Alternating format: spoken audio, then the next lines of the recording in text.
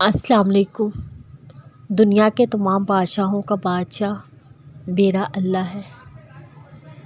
آپ کا صبر کسی کے لیے بد دعا ہی ہوتا ہے۔ ہر انسان اپنے کیے کو پا لیتا ہے۔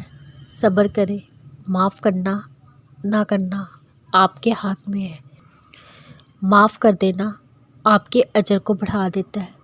اس معافی کے بدلے میں ہو سکتا ہے کوئی راحت یا آسانی مل جائے، مگر بدلہ لینے کا بھی حق ہے آپ کے پاس۔ اگر آپ صبر کر رہے ہیں تو بے شک وہ زیادہ افضل ہے۔ کبھی بھی صابر انسان سے زیادہ بہادر کون ہوگا؟ صبر بزدل نہیں، بہادر کیا کرتے ہیں۔ اپنے صبر پر پچھتائیں مت، بس رب پہ چھوڑ دیں۔ اللہ صبر کرنے والوں کے ساتھ ہے۔ اللہ کی حد توڑنے پر اللہ کچھ نہیں کہتا، مگر وہی حد آپ کو بے حد بے انتہا توڑ دیتی ہے۔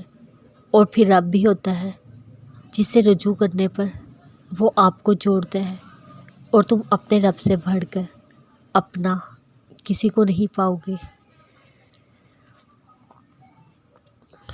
جو بہت اچھا لگے اسے بہت کم ملا کرو، جو انتہا سے زیادہ اچھا لگے اسے صرف دیکھا کرو، اور جو دل میں سما جائے اسے صرف یاد کیا کرو، کیونکہ جو آپ کے جتنا قریب ہوتا ہے دنیا اسے اتنا دور کر دیتی ہے۔ نماز عشق بن جاتی ہے اگر اس نیت سے پڑھی جائے کہ اللہ سے ملاقات کا وقت ہے۔ تسکین سا سمندر اترتا ہے میرے اندر جب دل سے کہہ دیتا ہوں اللہ مالک ہے۔ گفتگو بتا دیتی ہے کہ تربیت ہوئی ہے، فقط پالا گیا ہے۔ پورا یقین رکھو اللہ کی رحمت اپنی دعاؤں پر، وہ الحکیم ہے، تمہارے حق میں بہترین فیصلہ فرمائے گا۔ جب انسان میں عاجزی پیدا ہوتی ہے وہ ایک چونٹی کو بھی بے جا نقصان پہنچانے سے ڈرتا ہے۔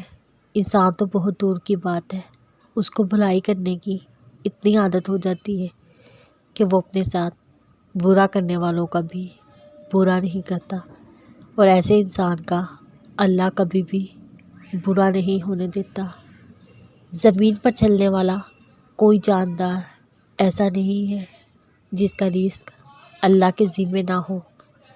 دعا ایک امید ہے، دعا یقین ہے، دعا بھروسہ ہے، دعا حوصلہ ہے۔